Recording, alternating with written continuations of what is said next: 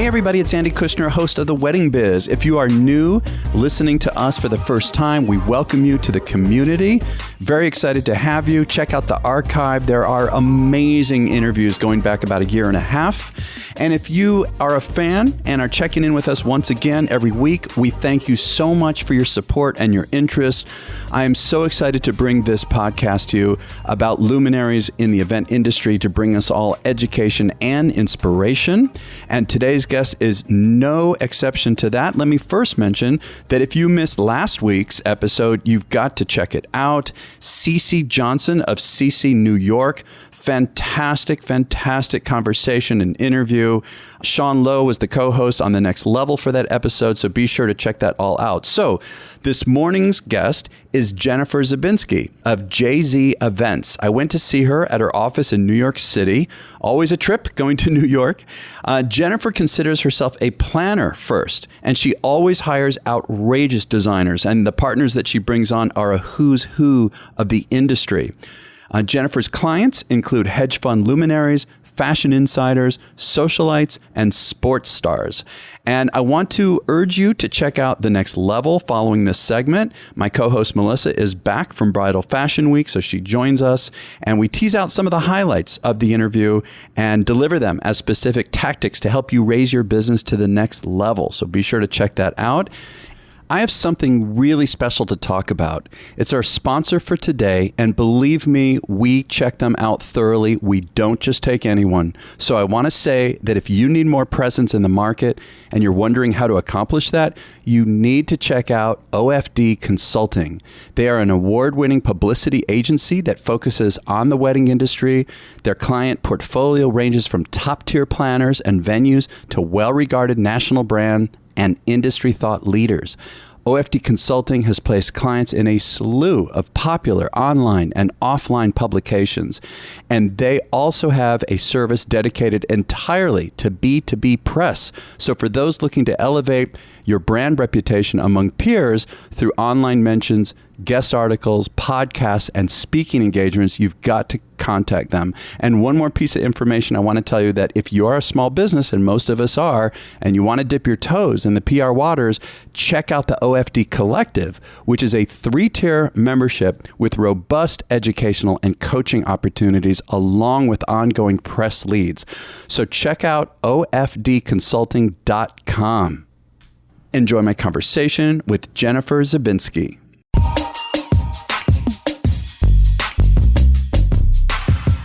So Jennifer, it's so good to be here and see you in New York City today. Thank you for doing this with me. Yeah, it's going to be fun. Well, the way I want to start is that Preston Bailey referred me to you. And, as you know, I met you when I was interviewing him for the second time about a month or so ago. And somewhere I found he wrote about you, writing to you, you're cool under pressure, great with sharing information, and you always look out for your vendors while at the same time understanding and honoring the needs of your clients. I certainly tried to embrace your idea of the couple. So there's a lot going on there, and I want to get to all of it. But first of all, what do you think he meant when he said that I certainly tried to embrace your idea of the couple? Well, for me, it's really about getting to know the couple and all of their nuances. I think a wedding and an expression of the wedding should be an expression of themselves, just elevated. And so for me, getting to know all little things about their day-to-day life and who they are as individuals as well as a couple really help create a vision that sometimes they don't even know that there is a vision there, but there's a lot with what they say. Yeah, I love that. Is there a technique that you use to kind of get to know them? I mean, or does it vary from couple to couple? I always like to meet someone after we've gone through the interview process in their home, or talk to them about what restaurants they like, kind of interior designers or artists that they like, music genres, where they went to school. And so for me, getting to know them really helps with the journey. And I do feel like the wedding planning process is a journey. So for me, being part of their story along with them helps me tell their story in an effective way. Yeah, and I love how you said earlier that sometimes they're not even necessarily aware, that you're pulling something out that becomes part of the vision for the party. party to express who they are as a couple. It's very funny to see even the most creative people when you say, well, tell me about yourselves, tell me about your story. And they're like, we don't have a story. We don't have a vision. And they all of a sudden just like shut down. And I'm like, everyone has a story. And it's a matter of listening. And I think in a lot of what we do is sometimes talking. And for me, a lot of what I need to do up front is listening, because it really is helpful to pull and extract that information out of them. So I really do spend a lot of time with my clients, not only to get things done and tick it off the planning list, but for me, it's really about getting to know them, their families, the players who are going to be involved. And so I spend a lot of time with them up front in social settings so that they feel less pressured to make decisions, and also, then are more open to expressing themselves versus it being so clinical in a way in terms of getting information and extracting it. So for me, it's an investment of time, but it pays off in the end. Well, and when you say social situations, what do you mean by that? I always say there's, a lot of talented planners out there, but when you're making a decision to hire someone, it really should be someone that you want to go hang out and have a drink with. And I think that's what I mean by like social situations, just like hang, not even talk about the wedding per se. But I often find that people are being bombarded in their lives to kind of talk about the wedding the second you get engaged, like where's it going to be? What's the date?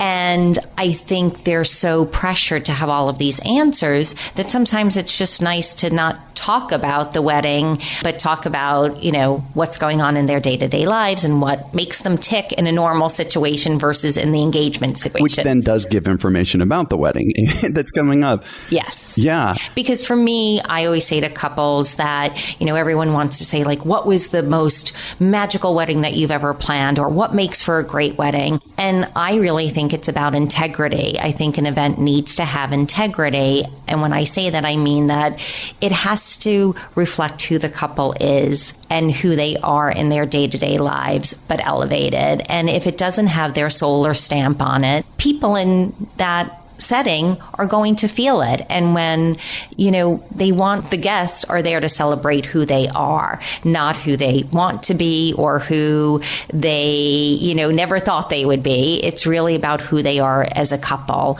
And so for me, I try to extract, and I always say, be true to yourself and who you are, because if you never liked fancy food, not that you don't have to serve like such fancy food. There are ways to make, the food and beverage experience more meaningful to the two of the bride and groom, and your guests will understand that. So for me, it's always about like asking all of those things and giving people the confidence to be themselves. Yeah, and the confidence to be themselves comes through what I believe you're talking about, being with them in a social situation and really find out who they are. It comes back again and again and again to connection, right? And it starts, that first touch point is with the couple. Right. And, I think over the last almost 20 years of planning events, I've only had a very few amount of couples that I didn't connect with. And I think that is a really great record, because most of those people still are in my life in some, becoming friends, doing, kids' birthday parties, anniversary parties, nonprofits that they get involved with. And I really do think it's because of that process that allows to keep the connection in different scenarios. So not just for that one chapter of their lives, but for multiples.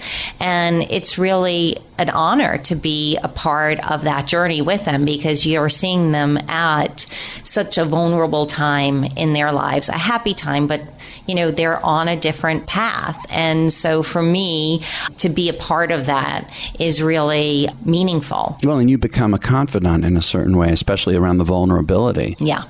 And, the most high-powered, pressured people and situations are vulnerable. And They're human after all. And, I always say with a wedding, it's not necessarily natural or the recipe for a non-stressful environment. You take one family and another family and you force them to make big life decisions together, spend, money, or even if it's the bride's family paying for everything, then you have to navigate another family that's in not the driver's seat, which they most of the time are in the driving seat, and expect it to all be, sunshine and happy faces, where it's not. So you have to play a big part of being a sounding board for all of those various personalities coming together and giving people that are not used to being told,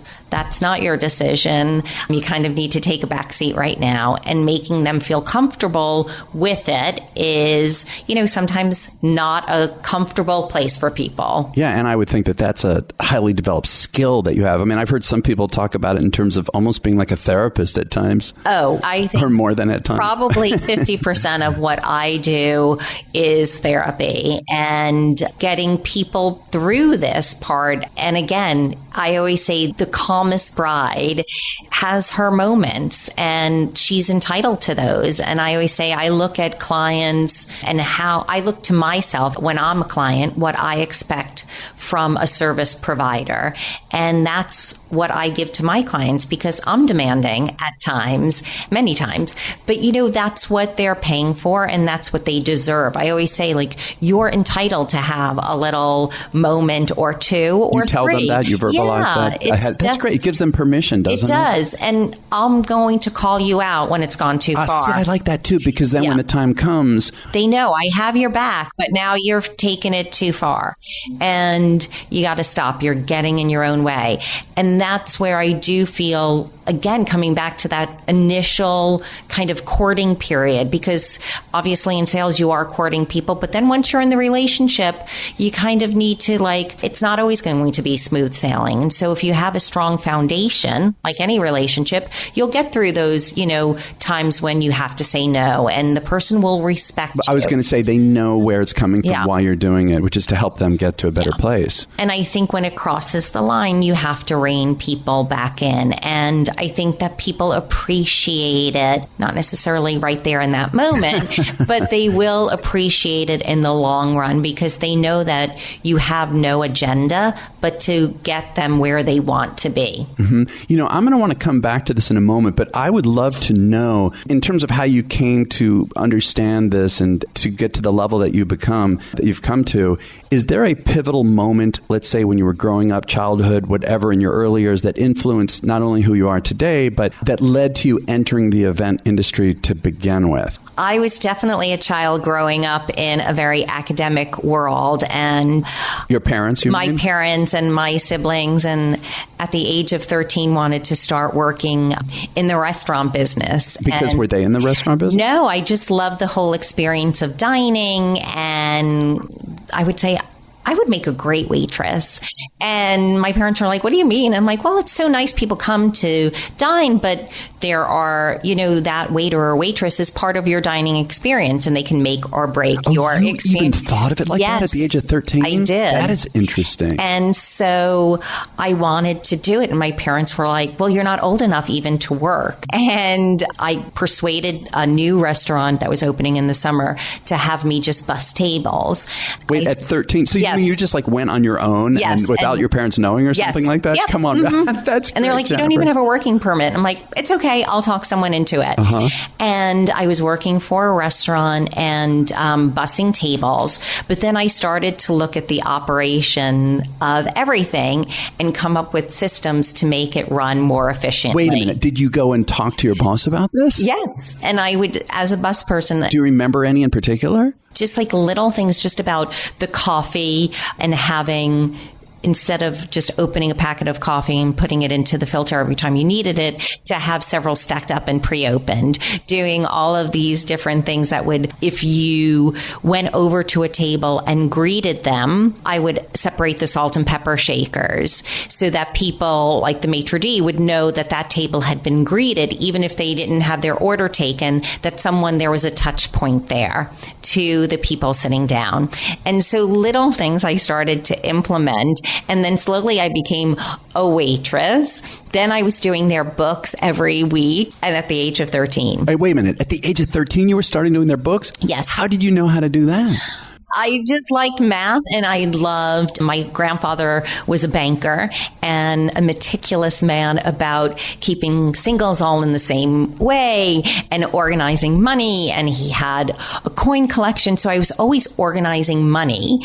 And so it just led to doing books really well. And so it was a crazy time, and I loved it so much. And that was kind of the first entry into a service business, and how rewarding it could be, in that if you give people good service consistently, they come back. And so that was an early entry point. And then I was looking at colleges, and I wanted to go into the hotel management field.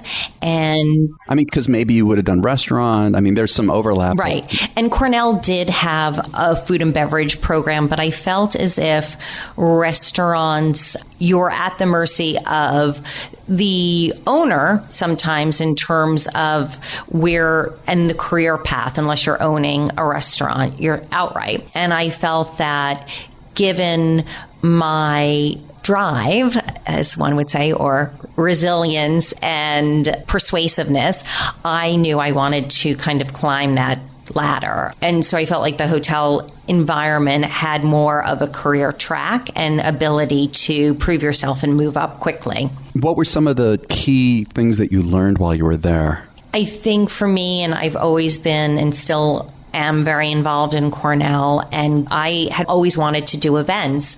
And I was just speaking to someone recently who went to Cornell as well, as how limited the information was in an education setting.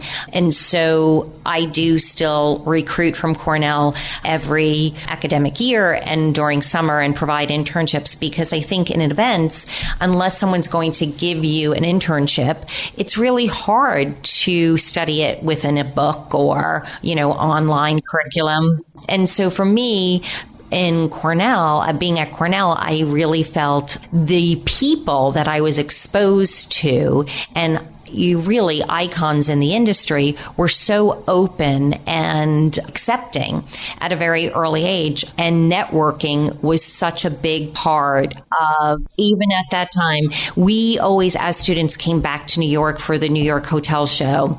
And we worked that show and met everyone. And it was a matter of then just following up and kind of Cornell, in a way, the hotel school specifically, is definitely great grooming for real life, because you do a lot of your classes in group settings and how you have to empower or embrace someone who's not doing 100%. You kind of have to either take up the slack or motivate them to get involved. So a lot of the hotel school was very collaborative, and there are people who are natural collaborators, and there are people who it's a very uncomfortable place to be. And so it gave us very good skill sets to take into the real world to apply to your first job. I had decided after Cornell that I had enough of the cold and the East Coast, and took my alumni book right out to California. And I didn't have a job. And within a few weeks of just calling on alums, I had multiple jobs. I remember I had met Baron Hilton and drove him, because I was the dean's assistant at a setting, and I had called on him when I was moving out to California, and he set me up with so many interviews, even though I wasn't living in LA. So again, that's the power of connection. And I think that was something that was so impactful to me as a student, that, regardless of where I'm a student and this person's a CEO, it doesn't matter because if they see talent, I think they embrace it. You know, it's also interesting that you brought up the alumni book. You are the first person since, so I went to Boston. I'm old. I went to Boston University, and there was also an alumni book in the career placement office. And I went to that book, and at first I wanted to be in the record business. I couldn't find any alumni at Columbia Records or whatever. And I thought, well, I think computers are going to be pretty big. Like, this dates me. So I looked, what's the Harvard of computers? IBM. So I looked up IBM, and that's how I broke into IBM, was the alumni book. It's powerful. It's real. And you don't have to even necessarily be a student. If anyone wants to see if there's any connections, people always somehow feel a connection to where they went to college, don't they? It's interesting. Do. They want to help you more. They do want to help you more. So that was great that you did that. It was. And then, I had packed a bag for like a month, and then I was telling my parents to ship out all of my items because I was moving to San Francisco. And so my first job out of college was working at the Park Hyatt for 2 alums. And I took a job not knowing what position, just to break in. And I knew that these people would be mentors. And believe it or not, almost 30 years later, I'm still in touch with these people. And my first general manager is a woman and started in catering, and she took me under her wing and allowed me to really take on more. I trained in every department, whether it was stewarding to learn how to, if we're doing a wine tasting for the Gettys, and you have to turn around thousands for the Gettys, right? Okay. That was my first wine tasting, and turn around glasses, every couple of minutes because they're changing out and using so much glassware. Guess what? Stewarding is your most pivotal, most important department. That's going to can make or break your success. So again, I learned very early on that you can only be as good as the people that you're working with. And that comes back to what Preston said. I really do feel very strongly about being a planner for my clients, but I'm also there to represent the people in the team that I establish with my clients. That's right, because earlier in that statement, that's right, he said looking out for your vendors, and all of this came from that experience. It really did. And it's something that I find as a planner, you're the producer of an event. And unless you know, not to be an expert, but unless you know enough about someone, lighting, design, floor plans, sound, all of the components that go, food, beverage, service, I can't give people feedback or ask them to do something differently if I don't know enough about what they're doing. And so I make it my business to learn each and every type of component that goes into an event, enough about it that I can give direction confidently and with confidence. Yeah, well, I also love that you are embracing the concept of being mentored, which obviously was really critical to your development. And that, to me, is even another skill in a sense, is to ask for help and to, like you say, surround yourself with people who can help lift you up and to learn and listen and pay attention like that. Yeah. I think it's really important, and I do a great deal of destination work, and what I find is that, sometimes you can't control what goes in customs and gets cleared, or, flowers that are going to come in and they're not in the best position or, state that they should be. And you need to start helping out the floral designer and cutting and treating flowers. It's a team effort. And for me, that has always been who I look to partner with, are people who are exactly like me, that will ask for help and open to, saying, wait, we need a little assistance. Can you pull from here to help me over there? And that's what it's all about, because in the end, that's what's going to make it successful. Well, and we're talking also about, there's a whole nother element of this, which is that it's a team. It is a team. Got to have that, I think, on the top of your mind. Everybody needs to. I always say it's my job to make sure that all of the kids are playing nicely in the sandbox, because if you ask which is the most important to get into a tent to start setting up lighting, and sound's going to say that they're the most important piece. nice. And, decor then comes in. And so you all have to, again, play nicely. And sometimes, despite proper planning, some departments get delayed in terms of, well, the carpet came in and they needed, X, Y, Z. And so it can't be laid today. Okay, so who can come in and fill in that gap so that at the end, when we need to be show ready at 5 o'clock on a Saturday, that it's where it needs to be. And so it's constantly adjusting and being not so rigid. But I think over the course of almost 20 years, it's being able to see the flames before it starts to burn. And that was all of this coming back to Preston's eloquent statement about you. Yes. No. When he talked about being cool under pressure, which is a factor of this too, just knowing, the way I look at it, something is going to go wrong. Oh, without a doubt. Always. There is always something. And it's being able to see. And that comes with confidence. That comes with experience. And it's being able to ask for help. Again, looking out for the greater good and saying to people, okay, now we need to get into the trenches and pull it out. And that's where, I've always had clients say to me, you're so calm. I can't believe you're so calm. And I'm like, well, I wouldn't be very good at my job if I looked like I was panicking. You don't know what's going on inside. I was going to ask you, what is going on inside? Have you really gotten to some point of Zen in a sense? It's about taking control. And I think everyone in this industry is a little type A or very type A. So you for me, I love to navigate the chaos. And in the end, take control of the chaos and make it into a plan. Yes. And I love it. I love to pull it out and then create a path. Jennifer, I've said this too many times before on the show, is that when there's a problem, something unexpected, and who knows, even if it just seems crazy, or even outside of an event, I always look at it, the only way I can survive it and feel good about it is to assume this is going to lead to something better. Right. And then it opens me up and calms me down, and I could really focus. And then I can look back and say, oh, good. Thank you for that problem because it led to something better. Over the years, there have been so many things that are, out of everyone's control. And you just, again, need to pull together, come up with a contingency plan, because it's being able, again, that's the flexibility. You can't be too rigid because things are going to go back and forth and all around. And we were working in the south of France and had 250 people arriving to the Nice airport. And that's all they were told was the bride and groom wanted to surprise and reveal where the wedding was going to be.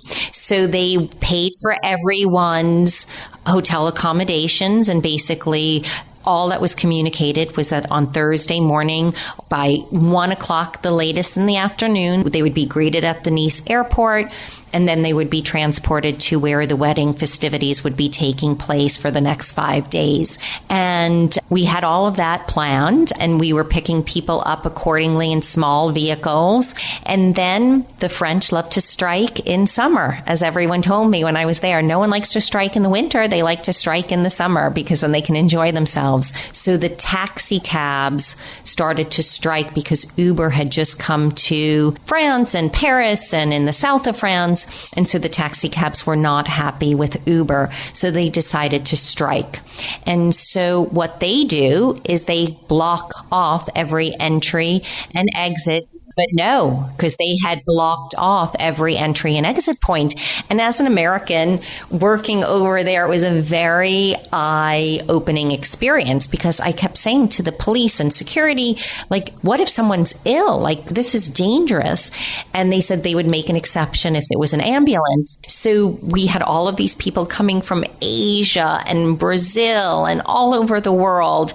And they couldn't get out of the airport. They had to walk miles, because not only did it block the entry and exit point, then people were just backed up the traffic. So what we did, and again, that speaks to having great vendors. We had a great local DMC in terms of providing, we had all of these vehicles, small vehicles. Now we had to get big buses instead of small vehicles. Con Lion was going on. So all of the big buses were accounted for.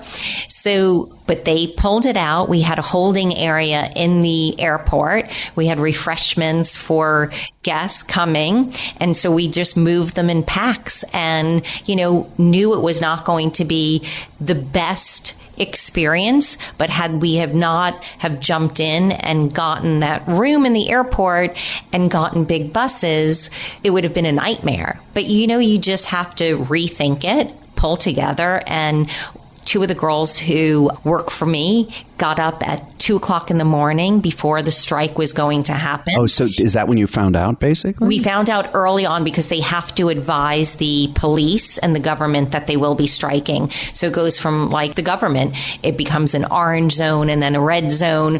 And so everyone got up, got in place, because then they couldn't access the airport after a certain period of time. So they had to sleep in the airport for over 24 hours to be ready for when the strike would begin so that they could greet the guests. Because again, here the guests are arriving to an area they don't even know where they're going. Well, and I'm also thinking a lot of them have flown all night. Oh, and just want a shower. So we had gotten all washcloths and made chill towels and kept them, brought waters and snacks and everything to this holding area. So even though it wasn't luxurious, it was better than half the other people that were arriving to that airport and weren't part of this group. So, wow, what a story. But I have to know, where did they go? I've got to know that part. You can't leave me hanging. They went to the Grand Hotel Cap Ferrat, which is now a Four Seasons. And so lots of things happened with this wedding. The Four Seasons took over a month before the wedding. And so all of the main staff changed over after planning something. So again, kind of educating the new team. Yeah, like new GM, new director of, beverage, food, every major department was a new leader. And so again, taking really great notes and documenting along this whole planning process was imperative to the success of this event. That's really something. I also want to ask, I found a quote, I'm not sure where it was, where you had said, "I love hearing the client's vision and creating the little moments that are the event extraordinary for everyone." And I wonder if you could talk more about that, and I can see it's related to the story you just told, how you set things up before the problem. But what did you mean by that? I think in an event setting, it's as much as big gestures are important. I think that what people really remember are those little touches, whether it be, a note from the bride and groom that's handwritten. We've done things on people's escort cards that the bride and groom actually had taken the insert. So not only does it say table 2, but it said, "Can't wait to party with you," or, "Thank you from traveling so far." And was it more work on their part, the bride and groom? Of course it was. However, I think that, so often you get little things and people don't even remember them, but it took the bride and groom maybe a couple of hours to really make their experience different. We go through so many things as planners too, to really have, shoe pads for all of the bridesmaids and groomsmen, cold towels on the dance floor for guests in a hot setting. We've started having in after parties a little foot massage station or two, for people, because you could want to have the best time, but if your feet hurt, all you want to do is sit down. And so I think there are ways to, again, surprise in subtle ways. I always say things don't need to cost a lot of money to make it memorable. And I think that people so much are looking for the wow every turn. And one of my clients' mom had given me a phrase, "The eye needs a place to rest." And sometimes the eye does need a place to rest so it can experience the next thing. And if you're oversaturating something so much, the eye can't take it all in. And an event is so much about taste and smell and hearing, and every nuance and need is embracing and touching your senses. And so it really can go into overload. So you need one to shine at every given moment so that the other can take a stance in the next setting. And so I always say, like, to me, a flawless event is if someone can't say what made it great. It's all of the things coming together that made it an event. Yeah, and I love just anything unexpected. I mean, look, even in your personal life, right? A little unexpected touch, whether someone, a friend, whatever, always goes so far. I'm also thinking, Jennifer, a moment ago when you talked about the bride and groom writing a personal note, it's hard, obviously, for the bride and groom or the couple, rather say the couple, have a chance to connect with so many people in such an environment. And there's a touch point right there, right? Where there's a personal direct connection right from the start at a minimum. I love that idea. Are there some more of these types of ideas? Like you said, cold towel on the dance floor, any other that just a few you can name? We always have pashminas available for guests. We have black napkins for even if we're setting the table with white hem-stitched napkins. We have a handful of black napkins because you don't want them to be linting all over your guests in tuxedos. So, that the waiters will come and drop a black napkin. Right. And to me, that's so meaningful that someone thought about that. So we're constantly looking and exploring ways to heighten not only our planning experience, but the guest experience as well. So we really look to all of the different vendors that we bring on and how to elevate what they're doing as well. And so again, having the catering company order 100 black napkins, it costs them nothing really in the scheme of things. Interesting. A moment ago, you mentioned, enhancing, I believe, the planning experience. I understand, too, that you consider yourself 100% a planner, not necessarily a designer, which is interesting to me, too. Can you say something about that? Sure. I love design, and I always say maybe in my next life I'll be an interior designer, and I love to take on design projects. And as my husband says, always when I'm the busiest at work, I love to take on a home project, because again, I just love that chaos. So for me, all of my clients have a different aesthetic and sensibility. It's for me to find and curate the best event designer out there that's going to bring that aesthetic to life. And I think it's kind of sometimes the two sides of the brain. What makes me effective in producing an event is to hire someone who is going to do the decor and the design and really get to focus on that moment and that experience versus being involved in all of the other things. Because for me, it's orchestrating and looking at, okay, then how can I help the designer with the lighting and the sound? And how can all of that come through in all of these small touches? So I get involved in all of the small touches that are really design, but I'm not doing the roomscape. I have opinions, but I also think over the years, people really like to have selection. And for me, when I look at their vision, there are certain people who do different looks better than others. And there are event designers who do, kind of all different looks, but don't have a specific look. And for me, that's what people come to me for, is to curate the best in class for them. So, people always ask me, do I have a handful of vendors that I work with and only work with? The answer is no. Do I prefer to work with certain people more than others?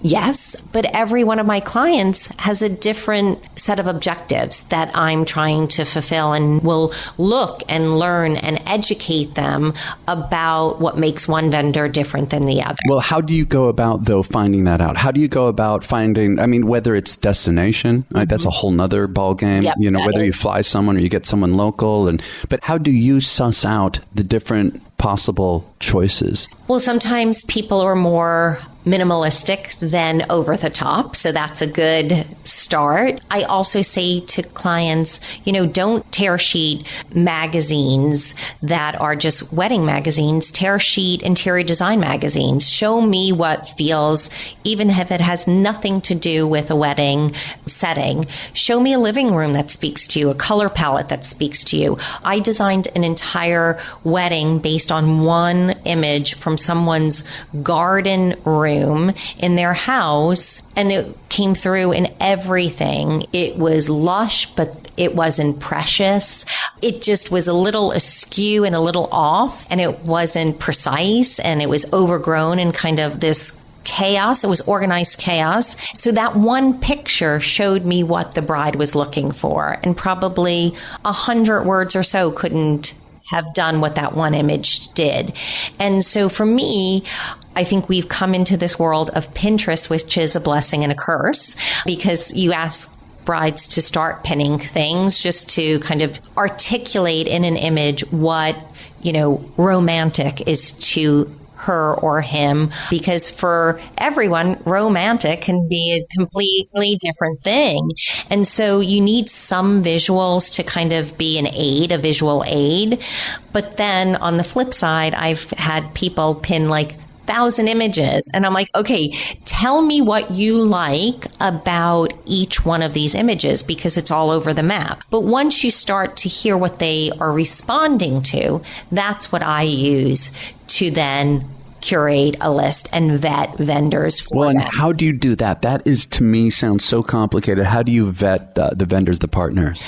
I mean, is it word of mouth? It's word of mouth. It's looking on their Instagram. And I always say, like, looking on their Instagram is really obviously just... Isn't it just the start, though? It is. What about the experience of what their attitude is and just all of this stuff? Some people are, again, especially in the design world, want to run with their vision, and you've hired me because this is my look. So kind of take a back seat. So are they collaborators or not? Or what is their process? Some people, give you a storyboard. Some people do rendering. Some people do neither. Is that going to work for my type A client or the person who can't visualize anything? So it's kind of not just about the vendor. It's the match between the vendor and the client, because so knowing their process and the deliverables are very, very, very important, because I know that person can be extremely talented, but it's not going to be a good fit with the client because of how they process things. And so whether that vendor designer is going to be able to produce those items or it's not part of their business model. And I always say it's ultimately, I'm not going to change someone's business model because it works for them. And I respect that, but it might not be the right fit for that client. And isn't this purely intuitive for you? What else would it be, right? It is intuitive. Who you match up, how you do that. It's personalities. It's a highly creative act what you're doing. So it's not even, we talked about being a therapist. It's knowing not just the personalities of the clients, but it's the personalities of the vendors. And, fortunately enough, we live in New York where there are a slew of talent, but it's also knowing everyone's nuances and is this a good match? And so for me, I have clients that come to me and want me to vet, give me the top 3 choices, Jennifer. Then that next client can say, give me the top 5. And then I have clients who, until we've interviewed the world, they're not going to feel comfortable or confident moving on with a decision. And so for me, I always say to clients, I don't have one set way of working. I look to my client to inspire me how I'm going to work effectively for them.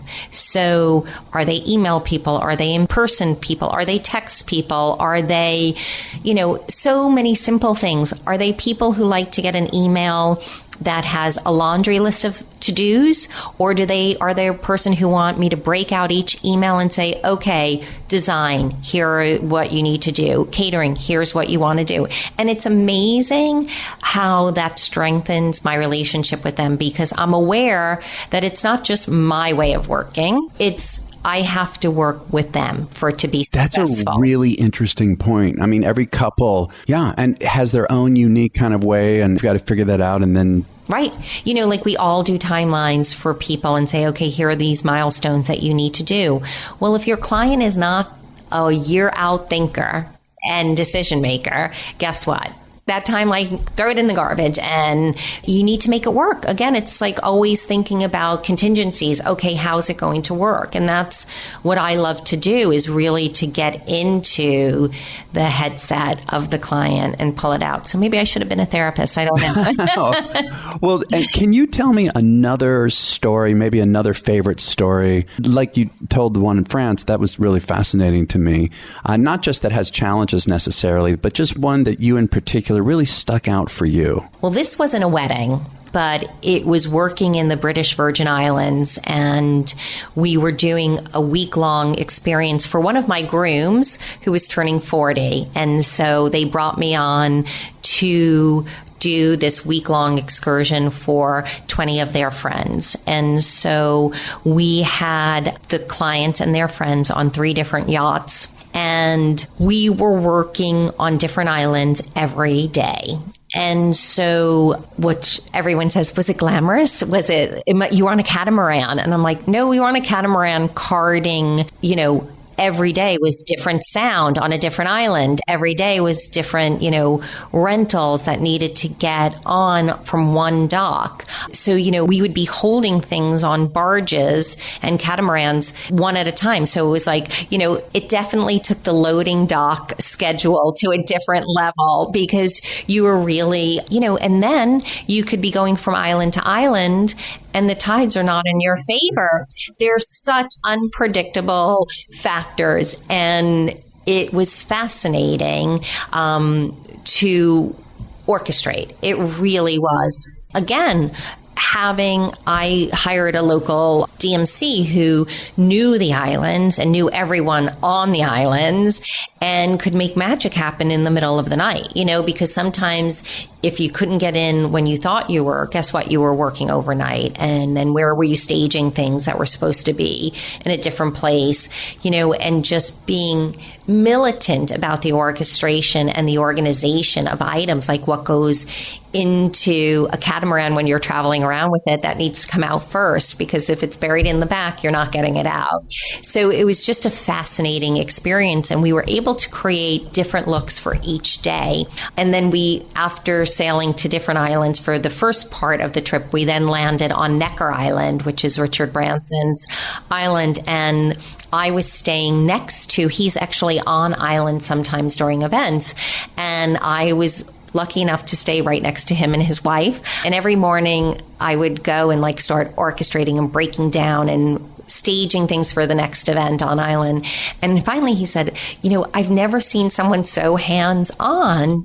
And he actually said to me, I'd love you to come and talk to people in my office about he's like, I've never seen something on island as effectively done as you guys have pulled out. And so it was just very interesting. And he really saw teamwork at its best. And that's what he said, because he's like, who are you? And I'm like, I'm the planner.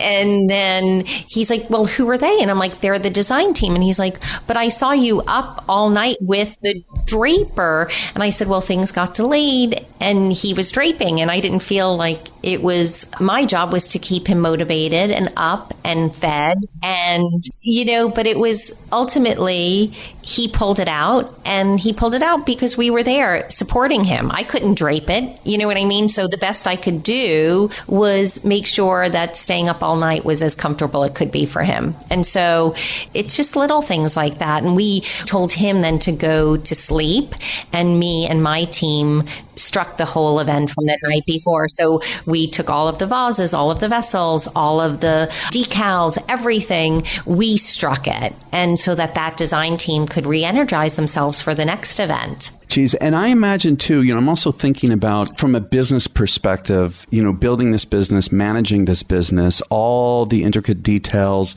I see in the other room you have there's 2-3 people. So, you run somewhat lean and mean. And your story earlier as a 13-year-old, how that aspect of it seemed to be natural for you to even have those ideas for the boss at that age to run the books. So as far as you building and managing this kind of a business that has so much responsibility and so much reach. Is it really the same thing all along as far as it sounds like you love the business as much as you love everything else? I do. I really do. And I've been really blessed that I have people who've worked with me anywhere from 2 years to 17 years. And so I'm only as good as the team I surround myself with, not only from a vendor standpoint, but from my own team, because I can't do it all.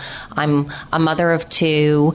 I like to be involved in my children's lives. And so my team is an extension of my family. And I've been very, very fortunate. And I say that has been the underpinnings to the success of this company are really the people that work with me.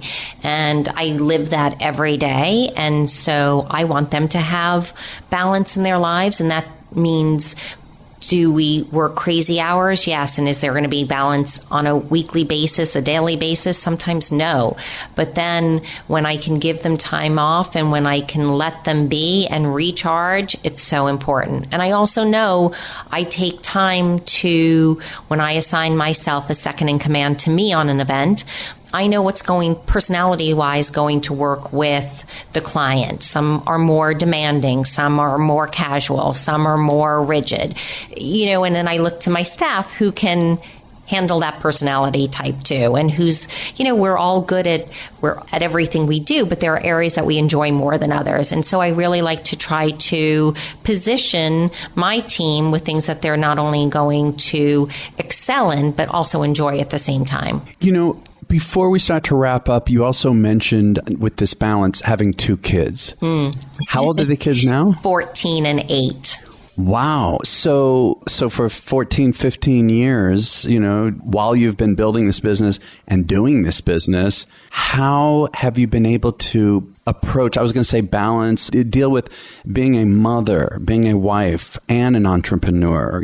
How have you done that? I have a very supportive husband. I have a very supportive team of ladies that work with me in the business as well as for me at home. I took 3 days off with each child, which is crazy. Wait a minute. Did you just say 3 days? 3 days. I don't know what that magic number was for me, but I'm definitely a creature of habit. So 3 days, flew everywhere, all over. Like in your 8th month, 9th month? Oh, yeah. Running. I remember I was scouting and I had to go to Jumbie Bay and for the day, like I was in Antigua for less than 24 hours so that I didn't even have to pay the departure tax. And I was running to get the ferry to Jumbie Bay. How pregnant were you at this moment? 8 months, 8.5 maybe. So much so that I had to lie to my doctor where I was going. And I kept saying to him, what is it about flying at your 8th month that you're not supposed to do? Because I'm like, what about it is dangerous? And he's like, I drilled him down to really not that much, except that if you go into labor, you're going to deliver wherever you are in the world. And that might not be ideal. So I took that risk, but I was running and all of these ladies who were going to work on the island, they're like, slow down, slow down. Because I had pretty much a beach ball in my belly. But it's really, my kids, I always say I'm a better mother because I love what I do at work. And so when I come home, I make it a strict policy that I am present. So I rent an office a few doors down from my home so I can leave my office and go back home and put my kids to bed or have dinner with them. And then I come back. And so, it's a juggling act. It definitely is. But I think that I always tell them that I'm a better mom because of what I do during the day. And they also see that hard work goes into everything. See, I've talked about this a lot that, even as a father, I wanted to be, my daughter's older now, very present for her and be a big part of that. And like you say, be present in the moment when I'm there. At the same time, I know that, and I do believe it is harder for the mother, than the father. At the same time, they are seeing you happy, hopefully, doing what you love and setting these examples, not by saying it, but by showing it. And they can see also, and especially in today's world, more and more, it's important that they see a woman being empowered and all of that. So I think it's very, and it's important for, I don't know if you have boys or girls, but it's important for the boy to see that too. Oh, I have one of each. And it's definitely important. And I work with a lot of, clients that are in high-powered positions. And people have said over the years, like, you deal with some of the toughest CEOs out there.